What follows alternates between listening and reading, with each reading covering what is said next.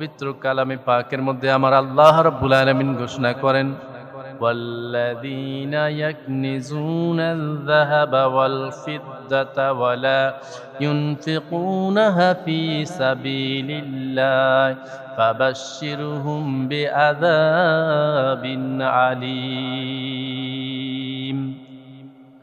আল্লাহ পাক রাব্বুল আলামিন ঘোষণা করেন, যারা ওয়াল্লাযীনা ইয়াকনিজুনাল যাহাবা ওয়াল ফিদ্দা, যারা স্বর্ণ এবং রূপা বাক্সজাত করে রাখেন, যারা স্বর্ণ এবং রূপগুলোকে জমা করে রাখেন, এগুলোর যাকাত দেন না। ওয়াল্লাযীনা ইয়াকনিজুনাল যাহাবা ওয়াল ফিদ্দা ওয়ালা ইউনফিকুনাহা ফী সাবিলিল্লাহ, এবং ওই স্বর্ণ ও রূপা বাক্সজাত করে রেখেছে, আল্লাহর রাস্তায় তারা দান করে নাই। আমার আল্লাহ ঘোষণা করেন, ফাবাশশিরহুম বিআযাবিন আলীম, তাদেরকে যন্ত্রণাদায়ক আযাবের শুভ সংবাদ দিয়ে দেন। তাহলে বুঝতে পারলাম, যারা সম্পদের যাকাত দেন না, সম্পদের পরিপূর্ণভাবে সম্পদের যাকাত দেন না, তাদের জন্য যন্ত্রণাদায়ক শাস্তি রয়েছে।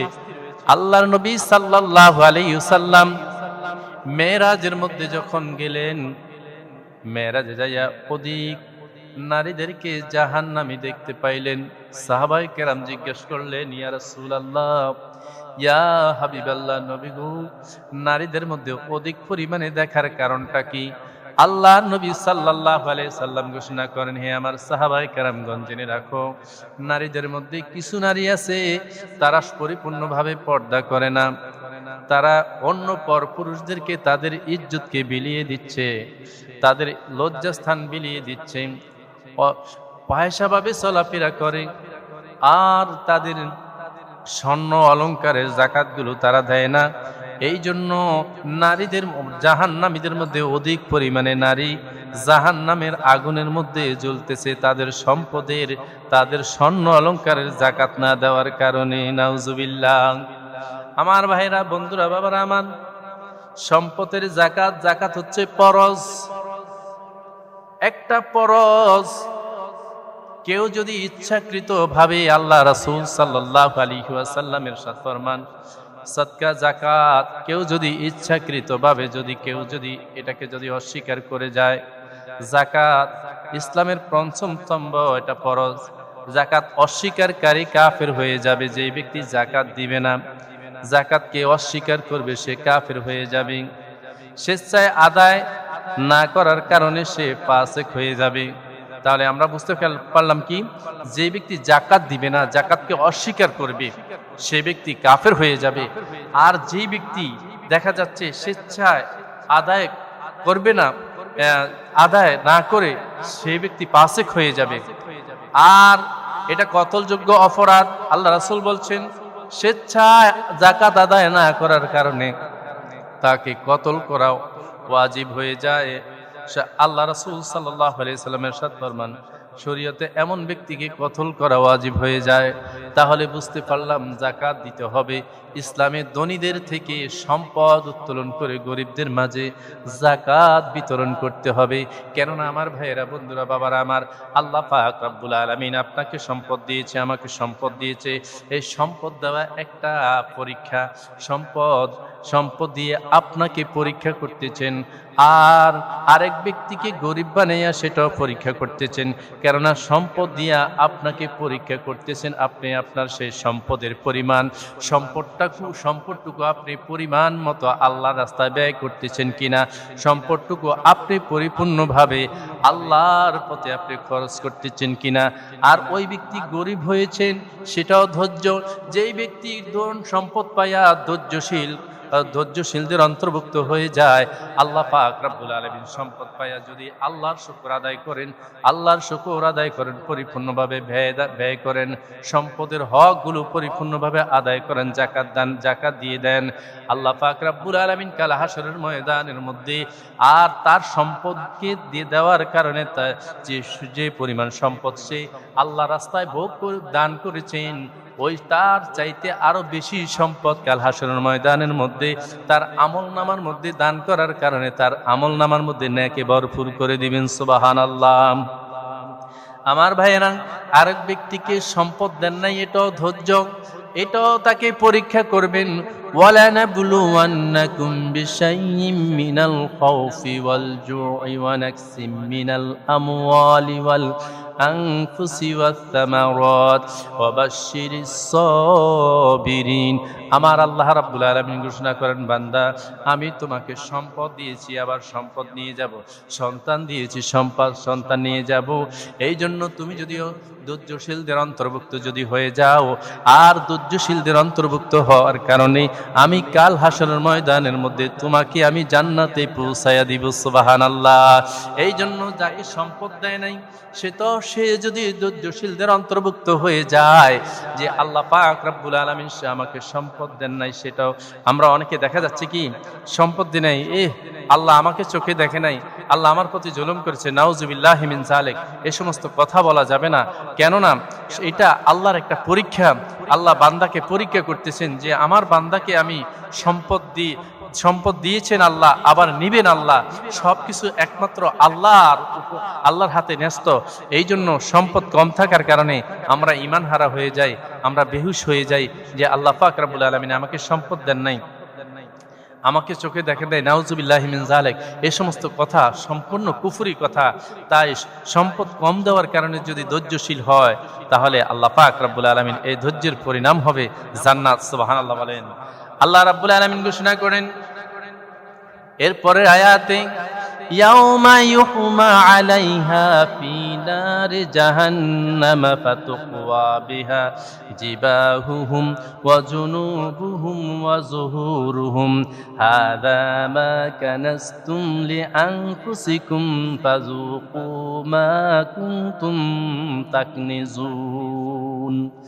আল্লাহ রাব্বুল আলামিন ঘোষণা করেন হাসরের দিন, হাসরের ময়দানের মধ্যে যাকাত না দেওয়ার কারণে, স্বর্ণ অলংকার গুলো খঞ্চিত করে বাক্সজাত করার কারণে, আহারে ভাইরা আমার, অনেক কষ্ট করে স্বর্ণের বালাই কিনে থাকি, মা বোনেরা স্বর্ণের চুড়ি, স্বর্ণের বালাই কিনে থাকি, কিন্তু এগুলো নিজে হাতে দেয় না, বাক্সজাত করে রাখে, বাক্সায় সুন্দর দেখবে, নাউজুবিল্লাহ কন্যা কিনেছি নিজের জন্য, কিন্তু বাক্সজাত করে রাখি আমরা। কাল হাসরের ময়দানের মধ্যে এই বাক্সজাত করে রাখার কারণে, পরিপূর্ণভাবে স্বর্ণ অলংকারের যাকাত না দেওয়ার কারণে আল্লাহ পাক রব্বুল আলামিন কঠোর জাহান্নামের মধ্যে তাকে নিক্ষেপ করবেন। স্বামীকে সুন্দর দেখাই না, সুন্দর কাপড় স্বামী কিনে আনেন, কিন্তু স্বামীকে সুন্দর শাড়ি পরে স্বামীর সামনে যায় না, স্বর্ণের বালাই পরে স্বামীর সামনে যায় না, অন্য পুরুষদেরকে দেখান। এই জন্য আমার রাসূল বলেছে জাহান্নামের মধ্যে অধিক পরিমাণে নারী জাহান্নামী হবে, যে তাদের স্বর্ণের বালাইগুলো তারা পরিপূর্ণভাবে যাকাত দিচ্ছে না, এবং পায়সাভাবে পরপুরুষকে তাদের ইজ্জতটা দেখানোর কারণে, এই জন্য তারা অধিক পরিমাণে জাহান্নামী হবে। কাল হাসরের ময়দানের মধ্যে আমার আল্লাহ রাব্বুল আলামিন এই স্বর্ণ অলংকারে বাক্সজাত করে রেখেছে, যাকাত না দেওয়ার কারণে আল্লাহ পাক রব্বুল আলামিন ঘোষণা করেন, ইয়াউমা ইউহমা আলাইহা ফি নারি জাহান্নামা ফাতুকওয়া বিহা জিবাহুহুম ওয়া জুনুবুহুম ওয়া যুহুরুহুম। কাল হাসরের ময়দানের মধ্যে তোমার এই সম্পদগুলো, স্বর্ণ অলংকারগুলো জাহান্নামের আগুনের মধ্যে জ্বালাইয়া তোমার সোয়ালের মধ্যে দাগ দিতে থাকবে। সোয়ালের মধ্যে যখন দাগ দিবে, তোমার সোয়ালটা, চেহারাটা বিকৃত হয়ে যাবে, চেহারাটা নষ্ট হয়ে যাবে। দুনিয়ার জমিনের মধ্যে চেহারার জন্য এত সৌন্দর্য দেখাইছো মানুষকে, কিন্তু তুমি তোমার সৌন্দর্যটা নষ্ট হয়ে যাবে, তুমি সম্পদের যাকাত না দেওয়ার কারণে। আমার ভাইরা, সৌন্দর্য দিয়েছেন আমার আল্লাহ, কে দিয়েছেন? সৌন্দর্য দিয়েছেন আমার আল্লাহ। আবার কাল হাসরের ময়দানের মধ্যে এই সৌন্দর্যতার জন্য আল্লাহ পাক তোমাকে জাহান্নামের আগুনে জ্বালাইয়া নিক্ষেপ করবেন। তাহলে সৌন্দর্য যিনি দিয়েছেন শুকর আদায় করতে হবে আমার আল্লাহর, কারণ আল্লাহ পাক রব্বুল আলামিন আমাকে সৌন্দর্য দান করেছেন। এই সৌন্দর্যটা যদি তুমি পরিপূর্ণভাবে পর্দাশীল হয়ে ঘরের মধ্যে থেকে যদি তুমি আল্লাহর ইবাদতের মধ্যে দিনটা কাটিয়ে দাও, কাল হাসরের ময়দানের মধ্যে আল্লাহ পাক রব্বুল আলামিন তোমার সৌন্দর্যটা ধরে রাখার কারণে তোমাকে বিনা হিসাবে জান্নাতে পৌঁছায়া দিবেন। আরেক ব্যক্তি কালো ব্যক্তিও ধৈর্যশীল করতে হবে, কারণ আল্লাহ পাক রব্বুল আলামিন আমাকে কালো বানিয়েছেন, সেটাও আল্লাহর হুকুম। এটাও কিন্তু একটা পরীক্ষা। এই কালো হওয়ার কারণে রাগ হয়ে গোসা হওয়া যাবে না, কারণ কালোটাও আমার আল্লাহ সৃষ্টি করেছেন। কথা কন ঠিক কিনা? কালো পর্যন্ত আমার আল্লাহ সৃষ্টি করেছেন, রাগ হওয়া যাবে না। আমার ভাইয়েরা, বন্ধুরা, বাবারা আমার, এই জন্য কাল হাসরের ময়দানের মধ্যে আমার আল্লাহ রাব্বুল আলামিন ঘোষণা করেন, ইয়াউমা ইউহমা আলাইহা ফি নার জাহান্নাম ফাতুকওয়া বিহা জিবাহুহুম ওয়া জুনুবুহুম ওয়া যুহুরুহুম। আল্লাহ পাক রব্বুল আলামিন, তুমি তোমার সৌন্দর্যটা এত সুন্দর দুনিয়ার জমিনের মধ্যে, সৌন্দর্যটার জন্য পাগল ফারা হয়ে গিয়েছো, মানুষকে দেখানোর জন্য সম্পদের জাকাত দাও নাই। আরে সৌন্দর্যটা তুমি সম্পদের জাকাত না দেওয়ার কারণে তোমার চেহারার মধ্যে কাল হাসরের ময়দানের মধ্যে এই স্বর্ণ অলংকারগুলো গরম করে তোমার চেহারার মধ্যে তাও দাগ দেওয়া হবে। চেহারাটা বিকৃত হয়ে যাবে, চেহারাটা নিকৃষ্ট বর্ণের হয়ে যাবে, তোমার চেহারাটা বিকৃত হয়ে যাবে। পিঠের মধ্যে দাগ দেওয়া হবে, সোয়ানের মধ্যে, বুকের মধ্যে দাগ দেওয়া হবে। হাদিস শরীফের মধ্যে পাওয়া যায়, যখন তোমার এই স্বর্ণ অলংকার গুলো যখন গরম করে তোমার চেহারায়, পিঠে, তোমার বুকে যখন দাগ দেওয়া হবে, ভাইয়েরা, বন্ধুরা, বাবারা আমার, এত অধিক পরিমাণে কষ্ট হবে, তোমার শরীর থেকে ধোঁয়ার মতো আগুন বাহির হয়ে যাবে, সমস্ত শরীরটা জ্বলে পুড়ে আংরা হয়ে যাবে। নাউজুবিল্লাহ। আল্লাহ পাক রব্বুল আলামিন ঘোষণা করেন, হাযা মা কানাসতুম লিআনফুসিকুম ফাযুকু মা কুনতুম তাকনিজুন। এগুলো আর দাগ দিবে শরীরের মধ্যে, চেহারার মধ্যে, পিঠের মধ্যে দাগ দিবে আর বলবে, এগুলো হচ্ছে তোমার সঞ্চিত সম্পদ, যেগুলো তুমি বাক্সজাত করে রেখেছো, যেগুলো তুমি জমা করে রেখেছো, আজকে এগুলোর স্বাদ তুমি গ্রহণ করো। যেগুলোর জাকাত না দেওয়ার কারণে এগুলোর স্বাদটা তুমি গ্রহণ করো। আমার ভাইয়েরা, বন্ধুরা, বাবারা আমার, এই জন্য জাকাত ইসলামের 5টি স্তম্ভের মধ্যে পঞ্চম স্তম্ভ হচ্ছে জাকাত। জাকাত ফরজ করা হয়েছে, জাকাত অস্বীকারীর সাথে সাথে কাফির হয়ে যাবে। ভাইয়েরা আমার, এই জন্য আমি বলতেছিলাম, জাকাত ধনীদের থেকে সম্পদ উত্তোলন করে গরিবদের মাঝে বন্টন করা। এবং আল্লাহ রাসূল সাল্লাল্লাহু আলাইহি সাল্লাম যাকাত সম্পর্কে একটা হাদিস নিয়ে এসেছেন, মান সাদ্দাকা বিইদলিন তামারিন মিন কাসাবিন তাইয়িবিন ওয়ালা ইয়াকবালুল্লাহ ইল্লা আত-তাইয়িবা ফাইন্নাল্লাহা ইয়াতাকাব্বালুহা বিয়ামিনিহি সুম্মা ইউরাব্বিহা লিসাহিবিহা কামা ইউরাব্বি আহাদুকুম ফালুওয়ান হাত্তা তাকুনা মিসলাল জাবালি। রাওয়াহু শাইখান। বুখারী ও মুসলিম শরীফের মধ্যে হাদিস খানা পাওয়া যায়। আল্লাহ রাসূল সাল্লাল্লাহু আলাইহি ওয়াসাল্লাম ইরশাদ ফরমান, আল্লাহ পাক রব্বুল আলামিন তিনি হচ্ছেন পবিত্র, তিনি পবিত্র ব্যতীত তিনি পবিত্র জিনিসকে গ্রহণ করে নেন। সুবহানাল্লাহ। আল্লাহ পাক রব্বুল আলামিন পবিত্রতা ব্যতীত কোনো জিনিস গ্রহণ করেন না। আল্লাহ তাআলা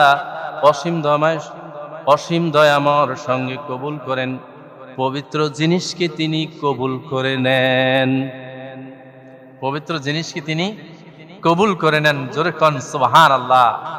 এই জন্য আমার ভাইয়েরা, বন্ধুরা, বাবারা আমার, যাকাত মা আনফাকতুম মিন শাইইন ফাহুয়া ইউখলিফু। আল্লাহ পাক রব্বুল আলামিন ঘোষণা করেন, আল্লাহ পাক রব্বুল আলামিন সূরা সাবা আয়াত নম্বর 39 নম্বর আয়াতের মধ্যে ঘোষণা করেন, আর যা কিছু তোমরা আল্লাহর পথে ব্যয় করো তিনি তার পরিবর্তে আরো অধিক পরিমাণে তিনি তোমাদেরকে দান করে দেন। সুবহানাল্লাহ। তাহলে আমরা যা কিছু আল্লাহর পথে ব্যয় করব এটার পরিবর্তে উত্তম নিয়ামত আল্লাহ পাক রব্বুল আলামিন আমাদেরকে দান করবেন। সুবহানাল্লাহ বলেন, সুবহানাল্লাহ। আল্লাহ পাক রব্বুল আলামিন ঘোষণা করেন, খুয মিন আমওয়ালিহিম সাদাকাতুন তুতাহহিরুহুম ওয়া তুযাক্কিহিম বিহা। হে মাহবুব, আল্লাহ হে মাহবুব তাদের সম্পদ থেকে যাকাত গ্রহণ করেন, তাদের সম্পদ থেকে যাকাত গ্রহণ করুন, যা দ্বারা আপনি তাদেরকে দরিদ্র ও পরিচ্ছন্ন করবেন। দরিদ্র ব্যক্তিদেরকে এই যাকাতটুকু আপনি দান করে তাদেরকে আহারের ব্যবস্থা করতে পারেন। সুবহানাল্লাহ। আমার ভাইয়েরা, বন্ধুরা, বাবারা আমার, এই জন্য আল্লাহ পাক রব্বুল আলামিন পবিত্র কালামে পাকের মধ্যে ঘোষণা করেন, إنما الصدقة للفقراء والمساكين والآملين عليها والمعلفة قلوبهم في الرقاب والغارمين وفي سبيل الله وابن السبيل فريدة من الله والله عليم حكيم।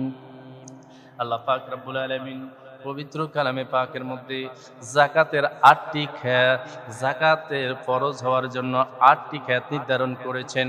আল্লাহ পাক রব্বুল আলামিন সূরাতুত তাওবা আয়াত নম্বর 60 নম্বর আয়াতের মধ্যে বলেছেন, তোমরা এই যাকাত কাদেরকে তোমরা যাকাত দান করবে, কাদের নিকট তোমরা যাকাতের সম্পদ নিয়ে যাবে, সেটা আল্লাহ পাক রব্বুল আলামিন কোরআনে পাকের মধ্যে ঘোষণা করে দিয়েছেন। ইন্নামাস সাদাকাতু লিল ফুকারা, 1 নম্বর হচ্ছে ফকির। ওই ফকির তাদেরকে বলা হয় যার সামান্য পরিমাণ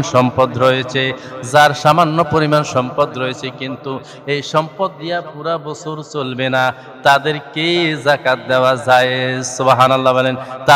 তারা যাকাতের সম্পদ খেতে পারবে।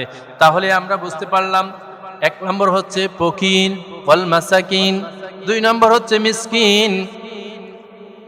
মিসকিন তারাই হবে মিসকিন যার কিছু নাই, একেবারে নিঃস্ব, তাকে মিসকিন বলা হয়। এদেরকে যাকাত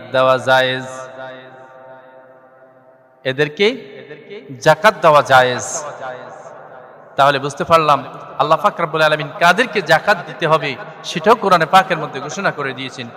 3 নম্বর হচ্ছে আমিল, যাকাত সংগ্রহ কার্য নিয়োজিত ব্যক্তি, যিনি যাকাত উত্তোলন করবে। মানুষের ধারে ধারে গিয়ে যাকাতের টাকা অথবা যাকাতের সম্পদ, গরু, উট, ছাগলগুলো উঠাইয়া নিয়ে আসবে, তাকে ওই যাকাতের সম্পদ থেকে তার পরিশ্রমিক তাকে দেওয়া জায়েজ। তাহলে বুঝতে পারলাম 3 নম্বর হচ্ছে আমিল, যিনি যাকাতের টাকা, যাকাতের সম্পদগুলো উঠাইয়া নিয়ে আসে, তাকে ওই যাকাত থেকে তার পরিশ্রমিক দেওয়া জায়েজ। সুবহানাল্লাহ। মন আকৃষ্টকরণ, 4 নম্বর হচ্ছে মন আকৃষ্টকরণ, ইসলামের প্রতি আকর্ষণ সৃষ্টির উদ্দেশ্যে কোনো অমুসলিমকে অথবা দিন ইসলামের উপর অটল থাকার জন্য মুসলিমকে যাকাত দেওয়া জায়েজ, অর্থ দান করা যাবে। ইসলামের প্রাথমিক যুগে এই খ্যাতটি প্রচলিত ছিল। তাহলে বুঝতে পারলাম কোন অমুসলিমকে মুসলিম হয়েছে অথবা ইসলামের জন্য কাউকে আকৃষ্ট করার জন্য তাকে যাকাত দেওয়া জায়েজ। দাস মুক্তি হওয়া, 5 নম্বর হচ্ছে দাস মুক্তি। মালিকের সাথে নির্দিষ্ট টাকার বিনিময়ে নিজেকে মুক্ত করে নেওয়ার শর্তে চুক্তিবদ্ধ দাসকে দাস মুক্তি থেকে মুক্ত করতে তা যাকাতের অর্থ ব্যয় করা যাবে। তাহলে বুঝতে পারলাম দাস মুক্তি হওয়া, মালিকের নিকট থেকে তাকে ছেড়ে আনার জন্য তিনি জাকাতের অর্থ কিছু অর্থ দিয়ে মালিকের নিকট থেকে তিনি ছাড় পেতে পারবেন, তাই তিনিও জাকাত গ্রহণ করতে পারবেন। 7 নম্বর ঋণ মুক্তি। আমরা এলাকার মধ্যে দেখা যাচ্ছে মানুষের ঋণ দিতে চায় না, গরিবদেরকে তাদের অসহায়দেরকে ধার দিতে চায় না, এর বিনিময়ে সুদ নেয়। কথা কোন ঠিক কিনা? আল্লাহ পাক রব্বুল আলামিন সুদকে করেছেন হারাম আর ব্যবসাকে করেছেন হালাল। দেখা যাচ্ছে কোন ধনীর নিকট যদি কোন গরিব ব্যক্তি যায়া কিছু পরিমাণ যদি ধার চায় সে দিতে চাবে না, কিন্তু এর বিনিময়ে যদি লভ্যাংশ দেওয়া হয় তাহলে সে দিবে। এই জন্য ঋণ মুক্তির জন্য যাকাত ঋণগ্রস্ত ব্যক্তিকে কার্যকর্ম থেকে করতে জাকাতের অর্থ দিয়ে সহযোগিতা করা যাবে। ঋণগ্রস্ত ব্যক্তি যাতে করে কিছু ঋণ থেকে মুক্তি পাওয়া যায়, জাকাতের অর্থ দিয়ে সহযোগিতা করা যাবে। আল্লাহর পথে যে ব্যক্তি আল্লাহর পথে জিহাদের জন্য যুদ্ধ করার জন্য বাহির হয়, কিন্তু তার আশা আছে, তার অনেক মহব্বত ভালোবাসা যে আল্লাহর রাস্তায় যুদ্ধ করতে যাবে, কিন্তু তার যুদ্ধের সরঞ্জাম পাওয়া যায় না, তার যুদ্ধের সরঞ্জাম নাই, তার টাকা পয়সা নাই যুদ্ধের সরঞ্জামে কেনার জন্য, তরবাল কিনবে অথবা হেলমেট কিনবে, যুদ্ধের সরঞ্জামে কিনবে, তার টাকা নাই। আল্লাহ রাসূল সাল্লাল্লাহু আলাইহি সাল্লাম ঘোষণা করেন, ওই ব্যক্তি আল্লাহর পথে যে ব্যক্তি যুদ্ধ করার জন্য আল্লাহর পথে বাহির হবে, যুদ্ধ সৈন্যতা যা সাজ সরঞ্জাম প্রয়োজনীয়তা বাহনের অভাবে যুদ্ধে অংশগ্রহণ করতে পারছে না, ওই ব্যক্তিকে জাকাতের অংশ দিয়া তাকে যুদ্ধের সরঞ্জামের জন্য সাহায্য করে যুদ্ধের ময়দানে যাওয়ার উৎসাহিত করতে হবে। সুবহানাল্লাহ। 7 নম্বর হচ্ছে 8 নম্বর মুসাফির। মুসাফির ওই ব্যক্তিকে বলা হয় যিনি পায়ে হেঁটে বা অনেক দূর পর্যন্ত গিয়েছেন, নির্দিষ্ট স্থানে যাওয়ার পর বাহনের খরচ, পথ খরচ যা কিছু আছে সব তার শেষ হয়ে গেল, এখন সে নিঃশেষ হয়ে গেলেন। ওই মুসাফির ব্যক্তি তিনিও জাকাতের অর্থ, তাকেও তার জাকাতের অর্থ দেওয়া যাবে, যাতে করে সে আবার নির্দিষ্ট গন্তব্যস্থানে পৌঁছে। যদিও সে সম্পদের মালিক হয়ে যায়, কিন্তু মুসাফির হওয়ার কারণে নির্দিষ্ট স্থানে গিয়ে এখন তার সম্পদ হারা হয়ে গেছেন, তার সম্পদ নাই, বাহন দিয়ে আসার মতো সে টাকা পয়সা নাই, খাওয়ার মতো টাকা পয়সা নাই, এখন সে জাকাতের অর্থ গ্রহণ করতে পারবেন। আল্লাহ পাক রব্বুল আলামিন পবিত্র কালামে পাকের মধ্যে ঘোষণা করেন, তিলকাল জান্নাতুল লাতী ইউনফিকুন। আল্লাহ পাক রব্বুল আলামিন ঘোষণা করেন, ওই ব্যক্তিকে আমি জান্নাত দান করে দিব, ওই ব্যক্তির জন্য জান্নাত যিনি আল্লাহর রাস্তায় তার হালাল সম্পদটুকু আল্লাহর রাস্তায় পরিপূর্ণভাবে দান করে দিয়েছেন, তার জন্যই হবে জান্নাত। সুবহানাল্লাহ। আমার ভাইরা, বন্ধুরা, বাবারা আমার, তাহলে বুঝতে পারলাম যাকাত সম্পদ এমন একটা নিয়ামত আল্লাহ পাক রব্বুল আলামিন ধন সম্পদের মালিক করেছেন। আবার এই ধন সম্পদগুলো তিনি নিয়ে যাবেন। রাসূল সাল্লাল্লাহু আলাইহি সাল্লাম ইরশাদ ফরমান, বান্দা হি আমার, উম্মত আমার, যা কিছু তুমি খাও, যা কিছু তুমি পরিধান করো সেটাই হচ্ছে তোমার, আর যেটা তুমি রেখে দাও সেটা কিন্তু তোমার নয়, সেটা তোমার পরিবার পরিজনে, তোমার দেখা যাচ্ছে তোমার আওলাদেরা সেটা ভাগ বাটোয়ারা করবে, সেটা তোমার থাকবে না। সেটার জন্য তারা ভাগ বাটোয়ারা করে নিয়ে যাবে। যেটা তুমি খাও, যেটা তুমি দান করো সেটাই হবে তোমার পুঁজি, যেটা তুমি দান করতেছো, যেটা তুমি সদকা করতেছো, যেটা তুমি যাকাত দিতেছো, কাল হাসরের ময়দানে সেটাই হবে তোমার পুঁজি, সেটাই হচ্ছে তোমার আমলের পাল্লাকে তোমার ভারী করবে। আর যেটা রেখে দিয়েছো তুমি না খেয়ে, যেটা তুমি রেখে দিয়েছো সেটা কিন্তু তোমার হবে না। সেটার জন্য কাল হাসরের ময়দানের মধ্যে যাকাত না দেওয়ার কারণে আল্লাহ পাক রব্বুল আলামিন তোমার গলার মধ্যে বিষ ধর সাপ পেঁচাইয়া তোমাকে দংশন করতে থাকবে। নাউজুবিল্লাহ। আয-যাকাতু ফাতুন ফাতাহহারুল ইসলাম, যাকাত হলো ইসলামের সেতু। আয-যাকাতু আল্লাহ হাদিস পাকে এসেছেন, আয-যাকাতু কান্তারাতুল ইসলাম, যাকাত হচ্ছে ইসলামের সেতু। কাল হাসরের ময়দানের মধ্যে বান্দা যখন যাকাত দিবেন, যাকাত দেওয়ার কারণে আল্লাহ পাক রব্বুল আলামিন পুলসারের রাস্তাটা তার জন্য সহজ করে দিবেন। সুবহানাল্লাহ, আল্লাহু আকবার, আল্লাহু আকবার।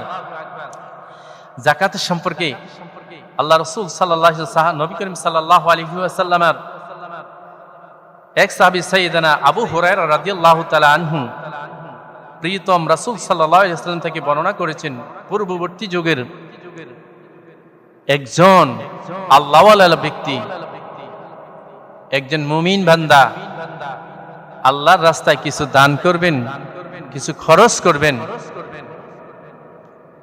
এই জন্য তিনি খুঁজতেছেন মানুষ, কিন্তু পাচ্ছেন না। কাকে তিনি দিবেন? রাত্র যখন গভীর হয়ে যায়, তিনি তার সম্পদের কিছু অংশ নিয়ে বাহির হচ্ছেন। গরিব অসহায় মিসকিনকে তিনি দান করবেন, অসহায়দেরকে দান করবেন। কিছু দূর যাওয়ার পর তিনি একজন চোর বসে আছে। রাত্র অন্ধকার মনে করলেন তিনি অসহায় ব্যক্তি, গোপনে তাকে দানটা দিয়া আল্লাহর নবী ওই ব্যক্তি চলে আসলেন। পরের দিন সকাল বেলায় ঘোষণা হয়ে গেল, এক ব্যক্তি চোরকে সদকা দান সদকা করেছে, যাকাত দিয়েছে, চোরকে দান সদকা করেছে। ওই মুমিন ব্যক্তি চিন্তা এসে গেল, হায় হায় আমি কি করলাম, আমি চোরকে দান করেছি। যাক, আজকে আবার আমি যাব, ভালো মানুষকে অসহায়কে আমি দান করব। আল্লাহর নবীর একজন প্রিয় সাহাবী হযরত সাইয়েদনা হযরত আবু হুরায়রা রাদিয়াল্লাহু তাআলা আনহু রাসূল পাক সাল্লাল্লাহু আলাইহি ওয়াসাল্লাম থেকে বর্ণনা করেছেন, আল্লাহর নবী সাল্লাল্লাহু আলাইহি ওয়াসাল্লামের সাথে ফরমান, পূর্ববর্তী জামানার একজন আল্লাহওয়ালা ব্যক্তি, খোদা বেরু আল্লাহওয়ালা ধনাঢ্য ব্যক্তি আল্লাহ রাস্তায় কিছু দান সদকা করবেন, আল্লাহ রাস্তায় দান সদকা করবেন, কিন্তু ওই গরিব অসহায় মানুষগুলো তিনি খুঁজে পাচ্ছেন না। কাকে তিনি দান করবেন? সেরকম ভালো মানুষ তিনি খুঁজে পাচ্ছেন না। এরকম ভাবে তিনি কাকে দান করবেন? একদিন তার সম্পদের কিছু অংশ নিয়ে গভীর রাত্রে তিনি রওনা দিয়েছেন, অসহায়দেরকে তিনি দান করবেন। কিছু দূর যাওয়ার পরে একজন চোর বসে আছে। ওই ধনাঢ্য আল্লাহওয়ালা ব্যক্তি চিন্তা করলেন, হয়তো এই ব্যক্তি অসহায় হতে পারে, তা না হয় গভীর রাত্রে এখানে কেন বসে আছে, নিশ্চয় তিনি অসহায়।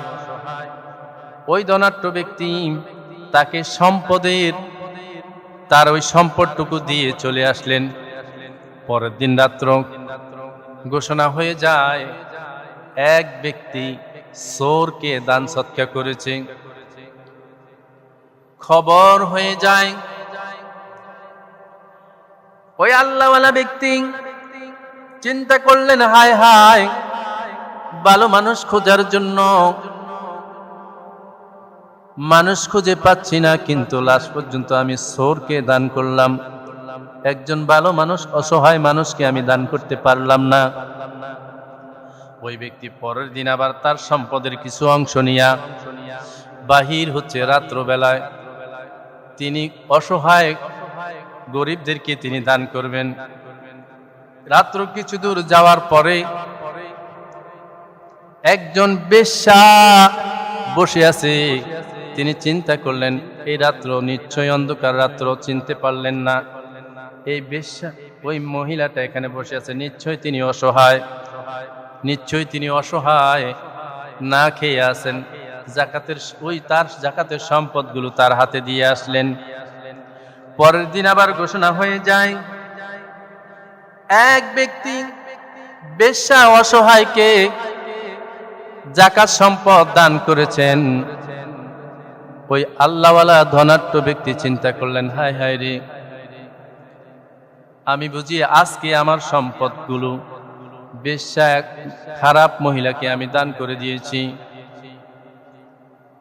এই বলে চিন্তা করলেন, আজকে রাত্রে আমি আবার বাহির হব, ভালো মানুষের খোঁজে আমি ভালো মানুষকে দান করব, আমি ভালো মানুষকে দান করব। এই বলে তিনি বাহির হচ্ছেন।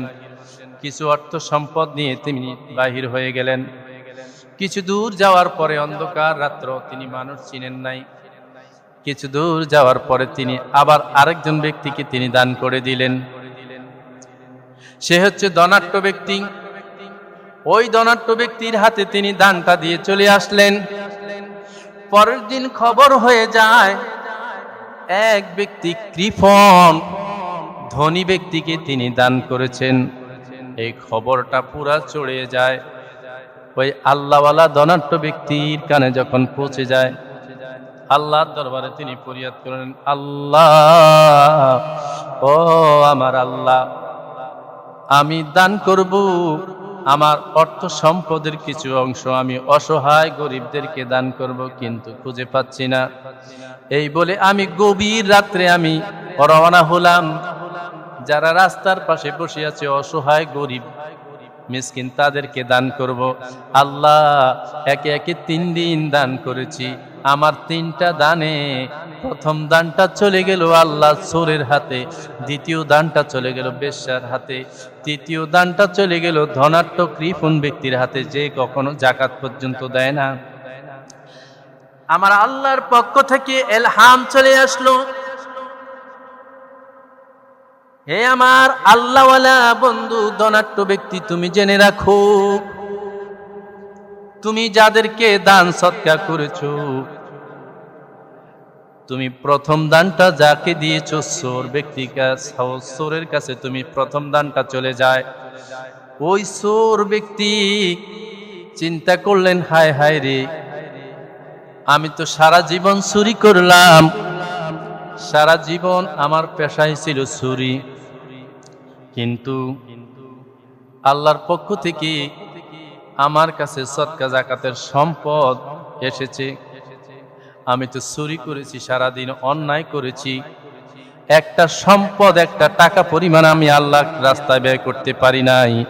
আর আজকে অমুক ব্যক্তি না জেনে আমাকে সদকা জাকাতের সম্পদগুলো আমাকে দিয়ে দিলেন। আজ থেকে আমি তওবা করলাম, আমি আর চুরি করব না। সুবহানাল্লাহ। তাহলে চোরটা সদকার জাকাতটা পাইয়া চোর ভালো হয়ে গেলেন। সুবহানাল্লাহ কন্যা, চোরটা ভালো হয়ে গেলেন। বেশ্যা মহিলাটা ডাক দিয়ে বলতেছেন, সারা জীবন অন্যায় কাজ করেছি, খারাপ কাজের মধ্যে লিপ্ত ছিলাম, জীবন নিজের ইজ্জতটাকে বিলীন করে দিয়েছি, কখনো আল্লাহর পথে একটা টাকা পর্যন্ত আমি দান সদকা করতে পারি নাই। আজকে ওই ব্যক্তি না জেনে আমাকে সদকা জাকাতটা দিয়েছে, যদি জানতো সে আমাকে দিত না। আজকে আমি কিন্তু সদকা জাকাত খাওয়ার উপযুক্ত না, কিন্তু সে আমাকে দিয়েছে, আমি কখনো দিতে পারি নাই। তাই আজকে আমি আল্লাহর দরবারে তওবা করব। আমাদের সারা জীবন ব্যভিচারের মধ্যে লিপ্ত ছিলাম, আর আমি কখনো ব্যভিচারের মধ্যে লিপ্ত থাকবো না, জিনা ব্যভিচার করব না। আজকে থেকে আমি ভালো হয়ে যাব, নামাজি হয়ে যাব। সুবহানাল্লাহ, আল্লাহু আকবার। তাহলে সৎ পথে স্বর্গবাস, অসৎ পথে সর্বনাশ। সৎ পথের উপার্জনে আল্লাহ পাক রব্বুল আলামিন হেদায়েত দান করতে পারে কি পারে না। তৃতীয় ব্যক্তি হলেন ধনাঢ্য ব্যক্তি। এবার আসুন ধনাঢ্য ব্যক্তি, তিনি চিন্তা করলেন, আমি হচ্ছি ধনী ব্যক্তি, আমি কৃপণ, জীবনে কখনো কাউকে একটা টাকা সদকা থাক দূরের কথা, ভিক্ষা পর্যন্ত দিই নাই। ভিক্ষার জন্য কেউ আসলে আমি তাকে ঘাট ধরে বাহির করে দিতাম। জীবনে আমি সদকা দিই নাই, ভিক্ষা পর্যন্ত দিই নাই, শুধু ধন সম্পদকে জোগাড় করে রেখেছি। কিন্তু ওই ব্যক্তি সম্পদ নিয়ে সম্পদের জাকাত নিয়ে বাহির হয়েছে অসহায় ব্যক্তিকে দেওয়ার জন্য, চিনতে পারে নাই আমাকে দিয়েছে। আমাকে যদি চিনতো বুঝতো তাহলে সে আমাকে দিত না, কিন্তু আজকে আমার হাতে দিয়েছে। হায় হায় রে, এটা আমাকে আল্লাহর পক্ষ থেকে একটা শিক্ষা। সুবহানাল্লাহ। আজ থেকে তওবা করব, আমি আর জীবনে কখনো কৃপণতা করব না, আমি আর জীবনে কখনো গরিবকে টাকা পয়সা দেওয়া থেকে বিরত থাকব না। আজ থেকে আমি দান সদকা করব। সুবহানাল্লাহ। তাহলে আমরা বুঝতে পারলাম ভাইরা, বন্ধুরা, বাবারা আমার, সদকা যাকাত যদি দান করেন আপনার সম্পদের মালের বৃদ্ধি পায়। সদকা যাকাতের কারণে সম্পদের পবিত্রতা অর্জিত হয়। সদকা যাকাত দেওয়ার কারণে আল্লাহ পাক রব্বুল আলামিন বলছে রাত কাল হাসরের ময়দানে আপনাকে পার করে দিবেন। সুবহানাল্লাহ।